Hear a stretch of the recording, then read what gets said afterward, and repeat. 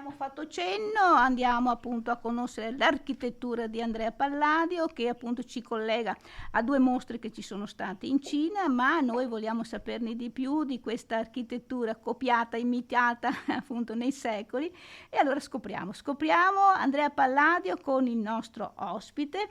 Ritorna ai nostri microfoni, architetto di Vicenza Luca Trevisan, storico di architettura, che salutiamo. Buon pomeriggio.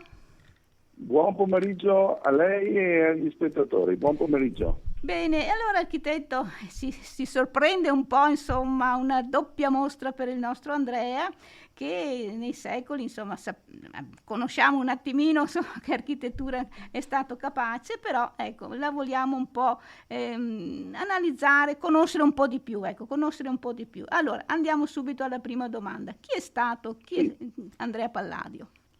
Allora, intanto c'è da dire che Andrea Palladio è stato un architetto che io definisco coraggioso.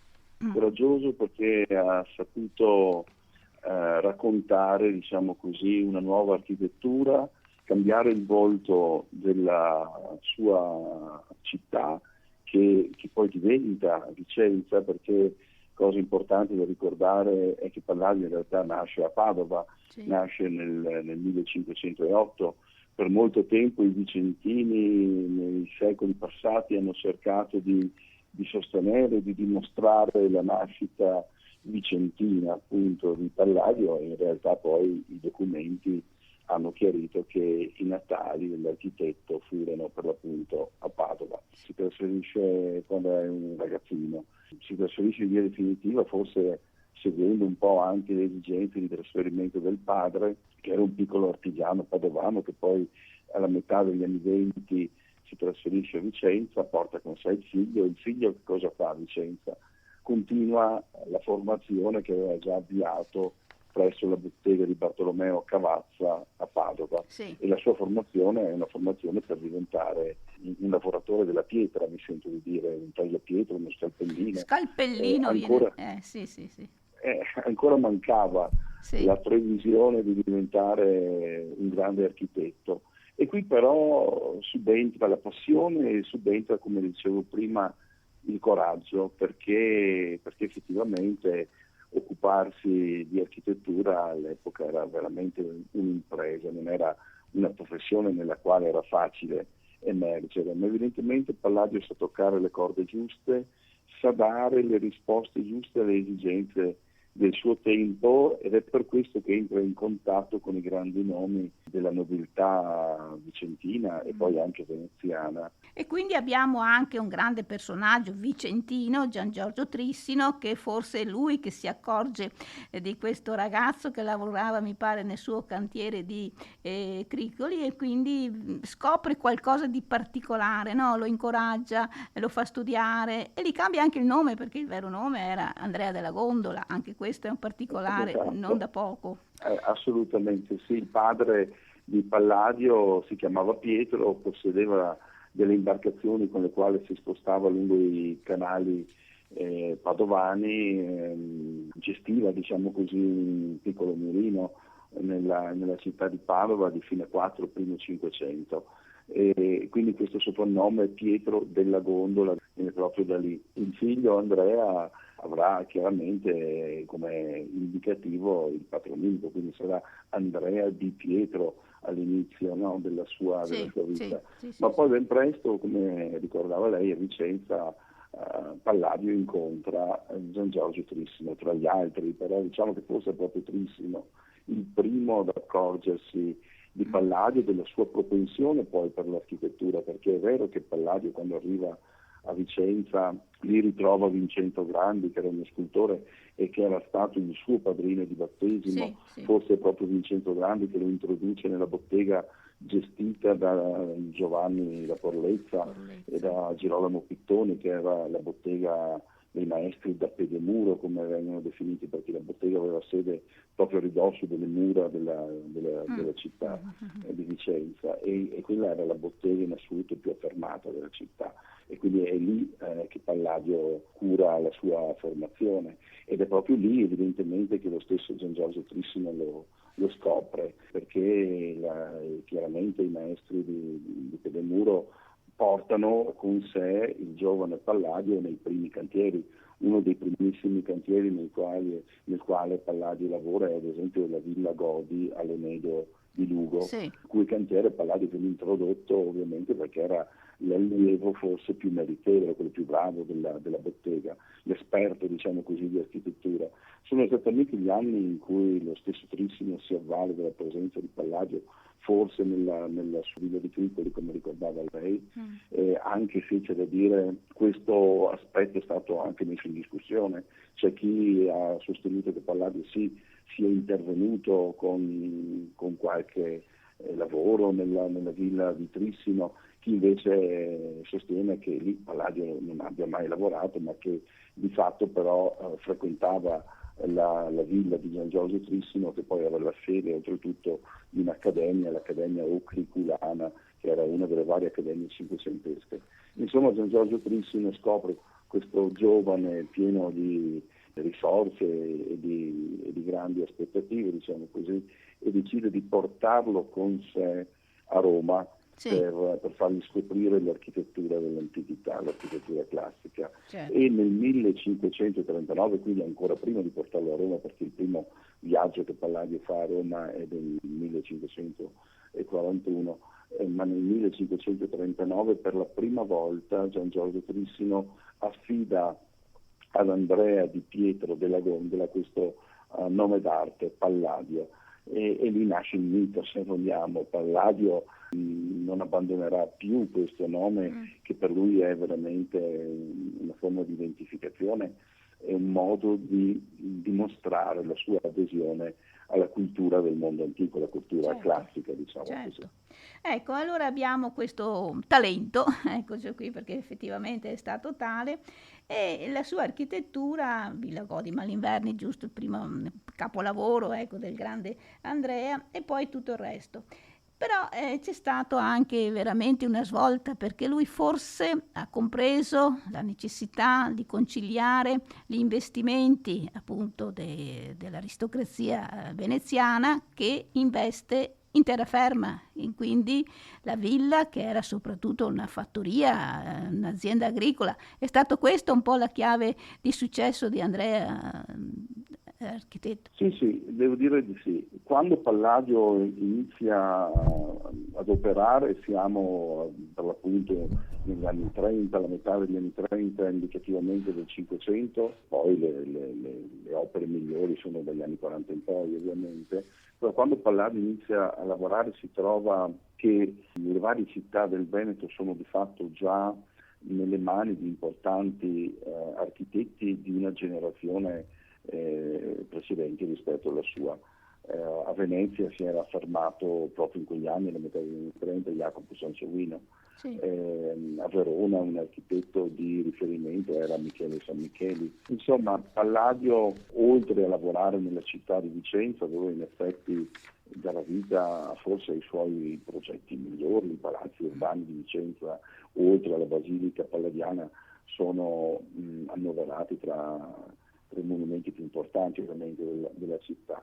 Ma poi il grande capitolo che in qualche modo permette a Palladio di diventare un nome forte all'interno della Repubblica di Venezia dell'epoca è proprio il capitolo dedicato, diciamo così, agli interventi nella campagna, cioè la progettazione delle terraferme, esattamente, cioè la progettazione delle ville venete. Qui c'è tutto un contesto storico che favorisce questa azione da parte di Palladio. Venezia aveva allargato il suo raggio, no, di azione politica verso la terraferma a partire già dall'inizio del 400, però per buona parte del XV secolo l'attenzione di Venezia nei confronti della terraferma non era un'attenzione, diciamo così, volta anche allo sviluppo economico della terraferma, che rimane sempre una sorta di territorio che potremmo definire quasi marginale, la periferia della vera e propria capitale della Repubblica, che era per l'appunto la città di Venezia.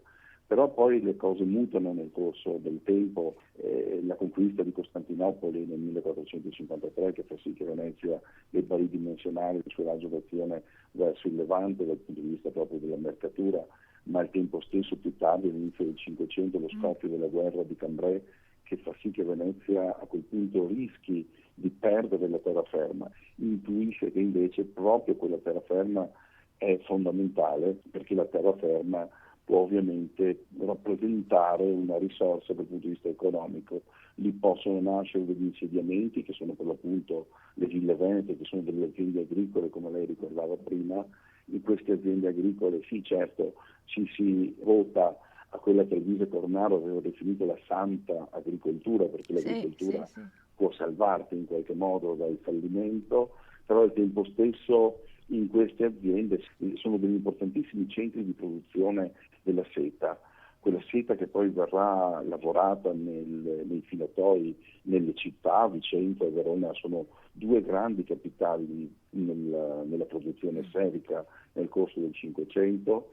Insomma, le famiglie vicentine, veronesi, padovane, trevigiane, insomma i nobili della terraferma diventano dei grandi mercanti di sete che esportano un po' in tutta Europa, e lì arriva la grande ricchezza che permetterà poi lo sviluppo dei palazzi e delle ville palladiane. Queste ville allora che sono dei centri produttivi, prima di considerarle delle dimore, perché furono ovviamente anche delle dimore, e noi oggi quando andiamo a visitarle le intendiamo come tali ovviamente, ma prima di essere delle dimore furono proprio delle aziende, e con quest'ottica noi dovremmo cercare anche di comprenderle oggi, proprio perché Palladio, e questo è un punto fondamentale se noi vogliamo capire la sua architettura, cercava di mettere in relazione, in dialogo, l'architettura con il paesaggio circostante, perché da quel paesaggio, che era l'infa vitale, dipendeva la sussistenza medesima,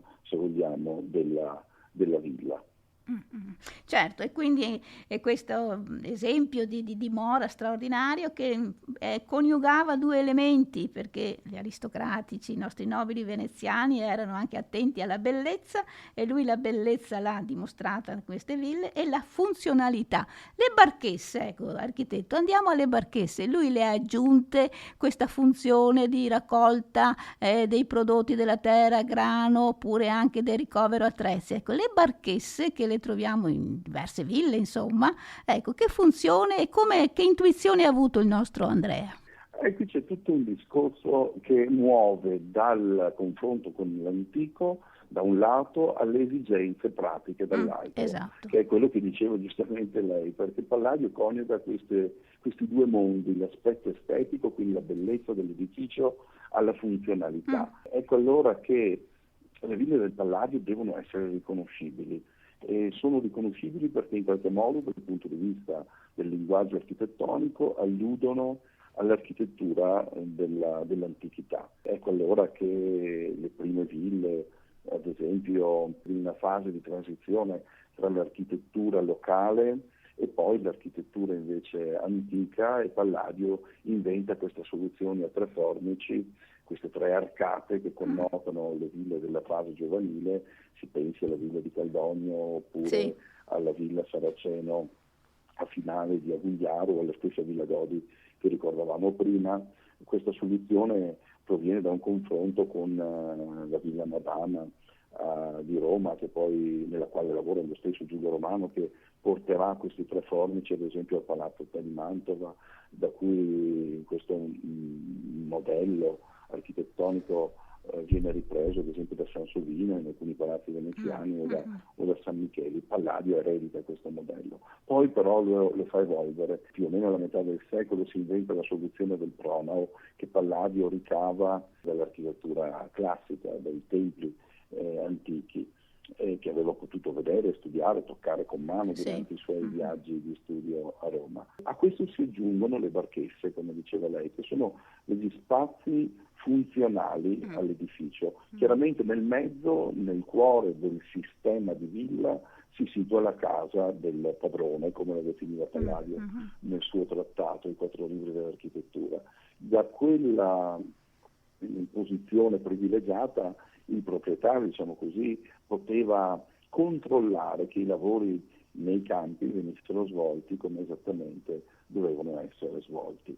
E accanto all'edificio, separate ma non troppo lontane dell'edificio dove aveva sede l'abitazione del proprietario di quel fondo, si sviluppano le barchesse, che sono sostanzialmente dei portici. La soluzione è varia, perché poi di fatto Palladio in alcuni casi utilizza l'idea della cosiddetta tezza, sono quelle coperture che già esistevano nelle ville quattrocentesche, quindi dei portici con delle colonne normalissimi, oppure a volte diventano dei portici arcuati, in alcuni casi sono ad andamento rettilineo, come nella villa Emo a Fanzola, Villa del Lago, in altri casi, come nella villa Saracena finale che ricordavamo prima, sono previste delle barchesse che piegano in avanti ad angolo retto, quasi abbracciando, se vogliamo, il visitatore che arriva nella villa, o in altri casi, e forse è uno degli esempi in assoluto più belli, sono curvilinee, come le barchesse che Palladio realizza nella villa Badoer di Fratta Polesine. Sì. Queste barchesse allora servono a nascondere e a regolarizzare quegli ambienti che si sviluppano dietro a questi portici, che servivano per raccogliere gli attrezzi di lavoro, oppure per i vari prodotti, i vari prodotti della campagna in modo sicuro, diciamo così. E però Palladio ha sempre cura di mantenere questi ambienti di lavoro sufficientemente distaccati dalla casa, diciamo così, dalla palazzina principale, ma, come dicevo prima, sufficientemente anche vicini, in modo tale che tutta la gestione del fondo possa essere sorvegliata dal titolare, diciamo così, dell'insediamento. E diventa un corpo unico, insomma, corpo centrale, barchesse laterali. Questo è un po' lo schema che troviamo, eccetera. Però architetto, lui ha anche deve rispondere ad altre esigenze. Andiamo alla Rotonda di Vicenza, che non è un'azienda agricola, ma è una villa di rappresentanza, no? Poi c'è stato un grande prelato, insomma, che ha detto: fammi questa villa. Ecco, questa qui è una villa prettamente di rappresentanza. Questa sì, questo è tutto un altro mondo, infatti. Esatto. E tra l'altro è anche l'ultima villa che Palladio progetta, che sia poi portata a compimento. Ce ne sono altre contemporaneamente, come ad esempio la villa Soredo, Santo Filippo del Monte, che però non è portata, non è completa, diciamo così, ve ne è solo una parte. Poi Palladio alcuni anni più tardi avvia anche una villa a Molina di Malo per il Zeppo da Porto, ma vengono sostanzialmente gettate le fondazioni solamente di alcune grandi colonne e basta. E quindi di fatto la Rotonda è l'ultima delle ville di Palladio in termini di progettazione, che sia stata portata poi anche a compimento. Curiosamente registrata da Palladio non tanto come villa, noi oggi andiamo a visitarla e la definiamo la villa alla Rotonda, no? Sì. Però lui nel suo trattato la presenta come palazzo, un palazzo suburbano, perché in effetti si trova a pochi chilometri fuori Vicenza. E soprattutto a distinguerla dalle altre ville è proprio la funzione. E lei giustamente diceva prima che non è mai stata un'azienda agricola, o almeno negli intendimenti di Palladio, perché poi di fatto diventerà sì un'azienda agricola, ma quando la villa verrà comprata a fine del 500 nel 1591 dalla famiglia Capra. Sì. Tanto è vero che la villa si chiama Villa Almerico Capra e la famiglia Capra ne tiene la proprietà per lungo tempo. Però Paolo Almerico, questo ricco prelato che lavora nella capitale, la sede pontificia, quindi lavora proprio a Roma, poi tornerà nella sua terra, da prima a Venezia, poi di fatto a Vicenza, che era la sua città, vende, come dicono le fonti, un palazzetto urbano che possedeva, con ciò che ne ricava acquista un nuovo fondo in un monticello che si trova nella zona di Campedello, ed è un monticello dove Palladio si immagina una villa che deve sostanzialmente dominare il paesaggio circostante, una villa che veramente dialoga con la natura circostante. E la cosa più affascinante di questo edificio è proprio forse questa, la capacità di dialogo, no? con il territorio che sta attorno, perché quando noi arriviamo alla rotonda ci troviamo di fronte a questa architettura magniloquente, potremmo definirla monumentale, monumentale proprio, con sì. l'elemento del pronao esattilo, Sì. cioè fatto di 6 colonne ioniche, che viene ripetuto 4 volte, cioè ogni facciata ha lo stesso identico modulo architettonico, al punto tale che quando il visitatore arriva si domanda: ma quale sarà l'ingresso principale della villa? E in effetti Palladio lavora in questi termini, vuole eliminare l'idea dell'ingresso principale, perché ogni facciata è uguale alla successiva, anche se poi di fatto la facciata che guarda verso il cancello di ingresso è quella che oggi è diventata, per evidenti ragioni, l'ingresso principale della villa. Però di fatto ci sono queste 4 facciate identiche, e allora quando si arriva alla villa è imponente. Queste facciate hanno di fronte ciascuna una scalinata che è molto appariscente, però al tempo stesso è una scalinata non così comoda da percorrere, perché è piuttosto ripida. Cosa non è casuale, perché nel momento in cui noi saliamo quelle scalinate di accesso e raggiungiamo le colonne del pronao, basta che noi facciamo anche 5-6 passi verso l'ingresso e ancora prima di entrare nella villa, se noi ci voltiamo, e quella scala che abbiamo appena percorsa non la vediamo già più, perché è come se la villa si fosse improvvisamente distaccata da quella collinetta e stesse fluttuando sulla collina, quasi intraprendendo un movimento ascensionale, un movimento verso l'alto. E chiaramente è una sorta di casa tempio pensata per un ricco prelato, e quindi questo dialogo che dapprima sembra un dialogo con la natura, con la campagna, e poi invece un dialogo con il cielo. Ecco, è qualcosa di assolutamente incredibile. Certo, quindi questo anche la motivazione di contemplazione per chi doveva abitarci e quindi aveva bisogno, insomma, di innalzarsi verso il cielo. Allora, architetto, il nostro Andrea scrive anche, c'è un testamento, lo possiamo definire così, no? Il trattato intitolato I 4 libri dell'architettura, che lei ha già accennato, ed è stata un'intuizione forte, importante, perché lì abbiamo il mondo descritto delle ville dai materiali, dalle misure, dalle caratteristiche. Ecco, che intuizione è stata, architetto? Come lei l'ha definito, una sorta di testamento, credo sia il modo migliore per parlare appunto dei 4 libri dell'architettura, che è questo trattato al quale Palladio inizia a lavorare intorno alla metà degli anni 50. Ci sono, diciamo così, le bozze preparatorie, ecco, dei 4 libri che sono custodite al Museo Correr, che certificano in qualche modo che l'inizio della progettazione di questo trattato avvenga per l'appunto intorno alla metà degli anni 50. La cosa interessante è che Palladio sente che quel trattato può essere uno strumento di promozione del suo lavoro in qualche modo. Allora è evidente che per rendersi credibile lui inizia quel trattato mentendo, chiaramente a fin di bene. E lui inizia quel trattato con parole che sono significative, perché lui scrive: da naturale inclinazione guidato mi diedi nei primi anni allo studio dell'architettura e mi presi per maestro Vitruvio. Sto parafrasando, vado a memoria, però il senso è questo.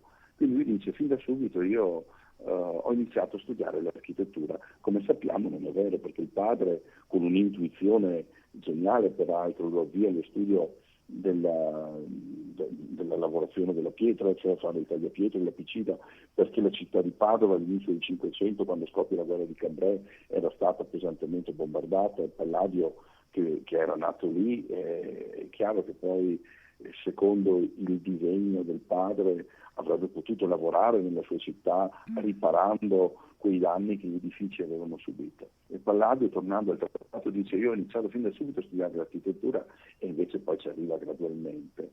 E poi dice: il mio maestro era Vitruvio, peccato che però per approcciare Vitruvio bisognava leggerlo inizialmente in latino e non era cosa facile, c'era bisogno di qualcuno che glielo spiegasse, che lo traducesse, poi in qualche modo la figura di Trissimo che abbiamo ricordato prima è una figura di transizione importante.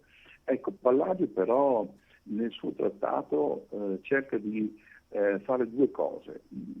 Da prima mostrare la sua reale competenza e la sua conoscenza dell'architettura del mondo antico. E allora ci sono pagine e pagine nelle quali Palladio illustra le architetture dell'antica Roma che io ho potuto vedere, studiare e, come dicevo prima, toccare con mano, misurare in modo tale da riprodurle con dei disegni. E poi però lui intuisce anche l'altra grande possibilità di un libro, di un trattato, che è quello di promuovere, di divulgare, di far conoscere, di far vedere le sue opere. Chiaramente Palladio può sfruttare la tecnica dell'incisione, che nel Cinquecento ha degli sviluppi notevoli, e la tecnica dell'incisione peraltro viene ad affermarsi in modo particolare a Venezia, che è una delle grandi capitali nel campo dell'editoria. E da questo punto di vista allora noi ci accorgiamo di un Palladio che mette insieme queste tecniche e mostra allora i suoi edifici, solo che anche qui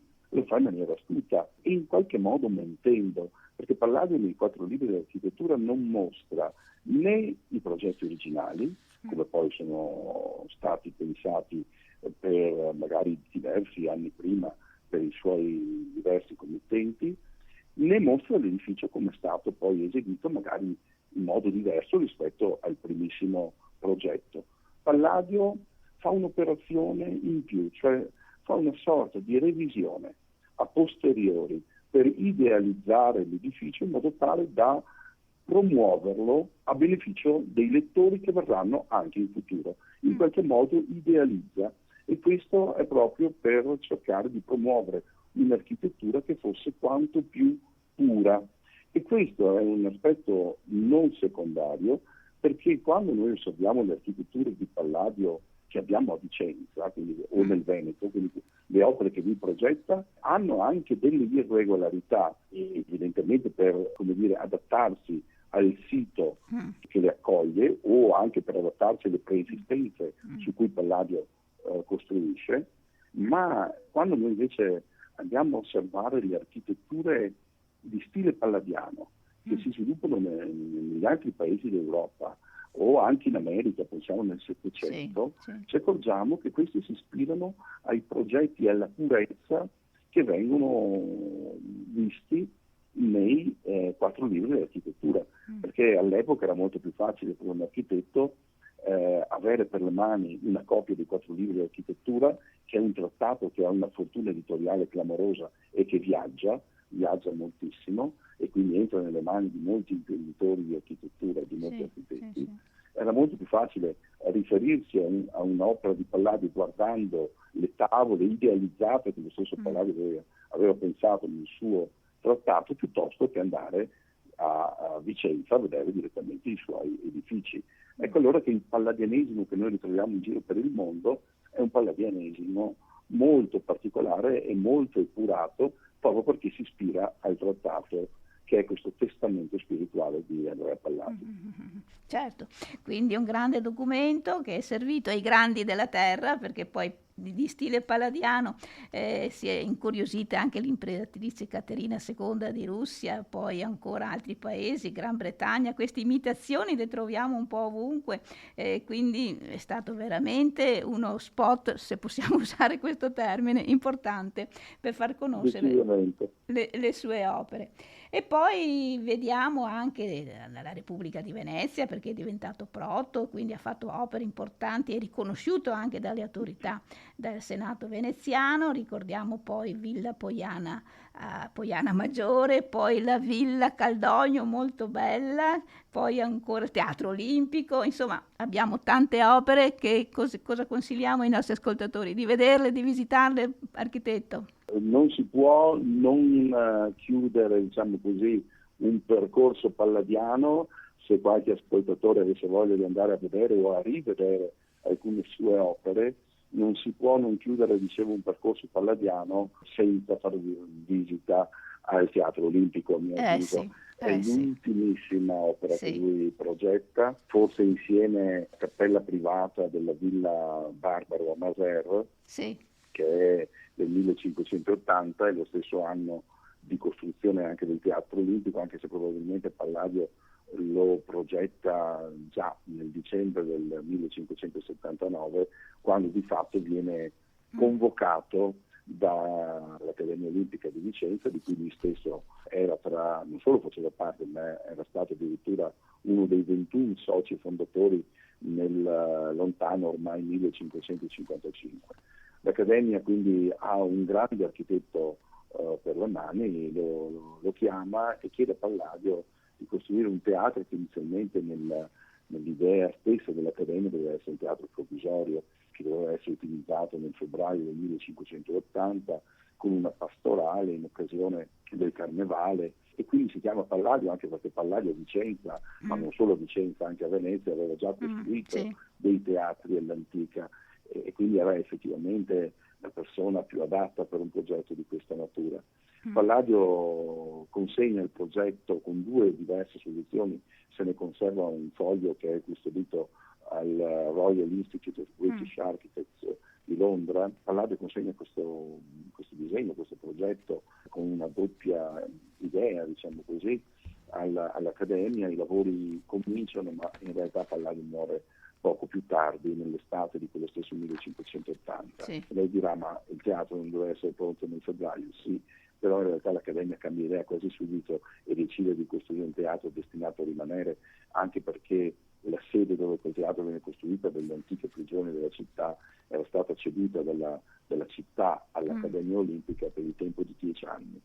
Poi viene realizzata lì dentro un'opera meravigliosa, forse, come è stato detto da alcuni, il Canto del Cigno di Palladio, che realizza questo sogno di riportare in vita il teatro antico, e in effetti è il teatro coperto più antico d'Europa, quello che viene realizzato a Vicenza. Le scenografie verranno poi completate da Vincenzo Scamozzi, che era un grande esperto la prospettiva. di prospettiva, e quindi viene creata una macchina scenografica meravigliosa, che racconta veramente di cosa è stata l'architettura rinascimentale nella Repubblica di Venezia e a Vicenza, nella fattispecie, con questi 2 grandi protagonisti, Palladio e Scamozzi.